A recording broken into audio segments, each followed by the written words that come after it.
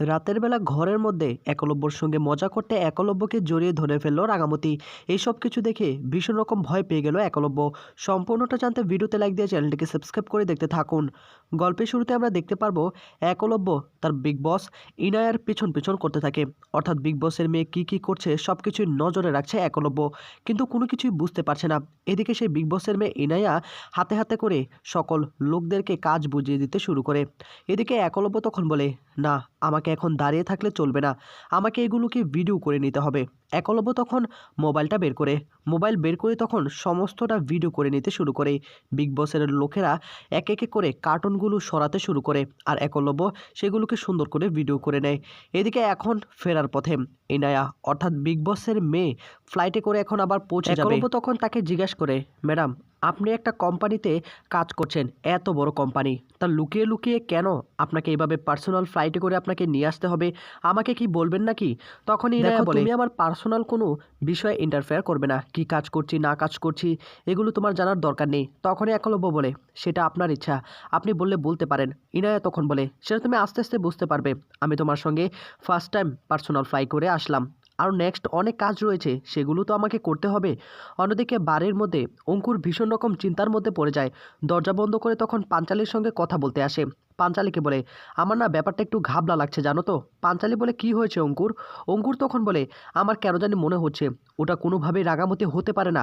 রাঙামতি নয়, তোমরা কেন শুধু শুধু রাঙামতি বলে এভাবে মেয়েটাকে বাড়ির মধ্যে রেখে রেখেছো, সেটাই আমি বুঝতে পারছি না। আজকে দেখলাম দরজা বন্ধ করে সত্যজিৎ, মা, ওরা কি যেন কথা বলছে, কোনো একটা প্ল্যান সাজাচ্ছে। আচ্ছা, তোমার কি মনে হয় এটা রাঙামতি? পাঞ্চালি তখন বলে, অঙ্কুর, আমার কেন জানি মনে হচ্ছে এটাই রাঙামতি। রাঙামতিকে আমি অনেকবার জড়িয়ে ধরেছি, তার স্পর্শ আমার চেনা। তখনই অঙ্কুর বলে, কিন্তু আমার মনে হচ্ছে না এটা রাঙামতি হবে, কেননা রাঙামতি হলে তো এমন কোনো আচরণ করতো না। তাছাড়া মা, সত্যজিৎ বাবু, তারা একটা প্ল্যান সাজাচ্ছে, সেটা আমাদেরকে খুঁজে বের করতে হবে। আড়ালে থেকে তারা কি করছে? অন্যদিকে রাঙামতি সত্যজিৎকে বলে, আমার মনে হচ্ছে উড়ানবাবুকে সবটা বলা দরকার, আমাদের সমস্ত প্ল্যানটা উড়ানবাবুর জানা দরকার। কেননা উড়ানবাবু কিন্তু জানতে পারলে অভিমান করবে, কেননা সে এর আগেও অভিমান করেছিল আমার ওপর। এই সবটা বিষয়ে উড়ানবাবুকে জানানো দরকার। সত্যজিৎ রাঙাকে বোঝানোর চেষ্টা করে, এই বিষয়টা এখন কাউকে জানানো যাবে না, আমাদের মধ্যেই থাকুক, তুমি এটা নিয়ে চিন্তা করো না। তখনই আবার রাঙা বলে, দেখ, এখন যদি আমি উড়ানবাবুকে না জানাই তাহলে তো বিপদ হয়ে যাবে, কেননা আজকের মধ্যেই তো ওই ডিএনএ রিপোর্টটাও চলে আসবে। এখন ডিএনএ রিপোর্ট তো সবার হাতে চলে গেলে সকলে বুঝে ফেলবে আমি রাঙামতি। তখনই সত্যজিৎ বলে, তুমি সেটা নিয়ে চিন্তা করো না, এই ডিএনএটাকেই আমি বদলে ফেলবো। আমি ইতিমধ্যে প্ল্যান সাজিয়ে রেখেছি, তোমাকে কোনোভাবেই কেউ চিনতে পারবে না। তুমি যে রাঙা এটা কেউ প্রমাণই করতে পারবে না, তাই তুমি এটা নিয়ে কোনোভাবেই চিন্তা করো না। প্রমিতা তখনই সত্যজিতের কাছে এসে বলে, আমি জানতাম, গ্রেট, এই প্ল্যানটা আমরা আগে করেছিলাম, আমরা আগে সব কিছু করে রেখেছিলাম রাগা, তুই সেটা নিয়ে চিন্তা করিস না। এদিকে তখনই সত্যজিৎ রাগাকে বোঝানোর চেষ্টা করে, আজকে রাতের মধ্যে আমাদের যা করার তা করে ফেলতে হবে। এখন আমাদের কাজ শুধু একটাই, অপরাধীকে শাস্তি দেওয়া, আসল সত্যিটাকে খুঁজে বের করা। রাঙা তখন বলে, তোরা যেটাই মনে করিস আমি সেটাই করব, এই দেশের জন্য, এই মানুষের জন্য আমি লড়বো, আমি কাউকে কোনো কিছু জানাবো না, নিজের স্বার্থের জন্য হলেও।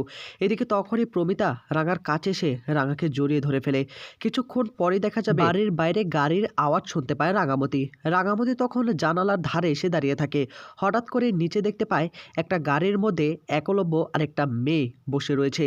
একলব্য এবং এনায়া দুজনে কথা বলতে থাকে, এবং এনায়া তখন বলে, আজকে তোমার সঙ্গে আমি ফার্স্ট টাইম এভাবে একটা পার্সোনাল ফ্লাইট করলাম, তোমার সঙ্গে না আজকে কাজ করে আমার ভীষণ ভালো লাগছে, তোমার প্রতি না আমার বিশ্বাস আছে। কিন্তু একটা কথা, তুমি কাউকে কোনো কিছুই জানাবে না, আজকে আমরা কোথায় গেলাম, কি করলাম না করলাম, কাউকে কোনো কিছু জানানোর দরকার নেই। একলব্য তখন বলে, আপনি যেহেতু বলেছেন অবশ্যই আমি কাউকে বলবো না, আমার উপর তো ভরসা আছে, তাই না? এদিকে তখনই আবার রাঙামতি ভাবতে থাকে, এটা তো ওই বসের মেয়েটা, তাই না? একলব্য তখন সেই মেয়েটির ইনায়ের দিকে তাকিয়ে বলে, আপনি আমাকে এত বড় একটা কাজে অফার করেছেন, আমাকে কাজের দায়িত্ব দিয়েছেন, আর আপনাকে তো আমি কথা দিয়েছি কাউকে বলবো না, আমার উপর বিশ্বাস রাখতে পারেন, এতটুকু আশ্বাস আমি আপনাকে দিতে পারি। ইনায়া তখন বলে, এজন্যই তো আপনাকে এতটা পছন্দ আমার, শুধু কাজের কেন, আপনাকে কিন্তু পার্সোনালি আমার খুব পছন্দ হয়েছে। এই বলেই তখন একলব্যর হাতে হাত রাখে ইনায়া। আর এই সব কিছু তখন জানালার আড়াল থেকে দেখে ফেলে রাঙামতি। রাঙামতি ভীষণ রকম কষ্ট পেতে থাকে যে তারা উড়ানবাবু কি আবার অন্য মেয়ের হয়ে যাবে নাকি। তখনই রাঙামতির মাথায় একটা দুষ্টু বুদ্ধি আসে। রাঙামতি তখন দৌড়ে চলে আসে একলব্যর ঘরে। একলব্যর ঘরে এসে একটা নাটক সাজানোর চেষ্টা করে। লাইটটা অফ করে দেয় রাঙামতি। লাইট অফ করে দিয়ে তখন একলব্য যে বিছানায় ঘুমায় সে বিছানার মধ্যে কাঁথা মুড়ি দিয়ে ঘুমিয়ে পড়ে রাঙামতি। কিছুক্ষণ পরই সেখানে একলব্য চলে আসে। একলব্য এসে দেখতে পায় একটা মেয়ে শুয়ে রয়েছে। আর তখনই লাইটটাকে অন করে দেয়। অন করার পরই দেখতে পায় সে মেয়েটি এখানে শুয়ে রয়েছে, যাকে যাকে কেউ রাঙামতি বলে সম্মান করতে পারছে না, যাকে রাঙামতি বলে আখ্যায়িত দেওয়া যাচ্ছে না। আর তখনই রাঙামতির দিকে তাকিয়ে বলে, কী ব্যাপার, কী ব্যাপার, তুমি এখানে কি করছো আমার ঘরে? তোমার তো এই ঘরে থাকার কথা না। এই বলে তখন চিৎকার করতে থাকে। কিন্তু একলব্য তখন বলে, মা, মা কোথায় তোমরা, কোথায় গেলে? আর এই মেয়েটা এখানে কি করছে? কিন্তু একলব্য ডাকে কেউ সাড়াই দিচ্ছে না। একলব্য তখন রাগার কাছে এসে তাকে একটু জাগানোর চেষ্টা করে। এই যে, এই যে, কথা কি শুনছো নাকি আমার কথা? হঠাৎ করে একটু গায়ের মধ্যে হাত লেগে যায় একলব্য। একলব্য তখন বলে, কেন জানি মনে হচ্ছে এই স্পর্শটা আমার খুব চেনা, আমার কেন জানি মনে হচ্ছে এটাই আমার রাঙা। তখনই রাঙামতি হঠাৎ করে একটু চিৎকার করে ওঠে এবং সামনে একলব্য ছিল, একলব্যকে জড়িয়ে ধরে ফেলে। একলব্য তখন অনুভব করে এটা তো রাঙামতির ছোঁয়ার মতো লাগছে আমার। একলব্য তখন পুরনো কথাগুলো মনে করতে থাকে। একলব্য তখন রাঙামতিকে বলে, প্লিজ এভাবে ভয় পাবে না, আমি তো আছি তাই না? এভাবে ভয় পাচ্ছ কেন? আমি কিচ্ছু করবো না তোমার, তুমি বিশ্বাস করো আমি তোমার কিচ্ছু করবো না। কিন্তু কোনোভাবেই কথা শুনতে রাজি নয় রাঙামতি। কিছুক্ষণ পরেই তখন বারবার অদিতিকে ডাকা শুরু করে দেয়। কিন্তু অদিতির কোনো সাড়া শব্দ না পেয়ে সিদ্ধান্ত নিয়েছে এই মেয়েটিকে অন্য ঘরে দিয়ে আসবে একলব্য। কিন্তু এর আগে আবার আবার রাঙামতি এসে তাকে জড়িয়ে ধরে ফেলে। এদিকে কিছুক্ষণ পরেই অদিতি এবং সত্যজিৎ একলব্যর চিৎকার শুনে সেখানে চলে আসে। আর আসার পরেই তখন এসব কিছু দেখে সত্যজিৎ একটু লজ্জার মধ্যে পড়ে যায়। তখনই অদিতিকে একলব্য বলে, আগে একে নিয়ে যা না, একে নিয়ে যা আমার কাছ থেকে, এরকম করছে কেন? আর এই ঘরেই বা কী করছে? তখনই সত্যজিৎ রাঙামতিকে ঘর থেকে পাঠিয়ে দেয়। সত্যজিৎ তখন একলব্যর কাছে এসে বলে, একলব্য, তোমাকে যে কাজটা করতে দিয়েছিলাম তুমি কি কি দেখেছো বা কি কি জানো আমাকে সবটাই শেয়ার করো। একলব্য তখন বলে, আমি কোনো কিছুই বুঝতে পারিনি, তবে আমি ভিডিও করে নিয়ে এসেছি। একলব্য তখন সত্যজিৎকে সেই ভিডিওটা দেখাতে শুরু করে। সত্যজিৎ তখন বলে, এই ভিডিওটা আমার কাছে ফরওয়ার্ড করে দাও। আর হ্যাঁ, তোমাকে কিন্তু চোখ কান খোলা রাখতে হবে।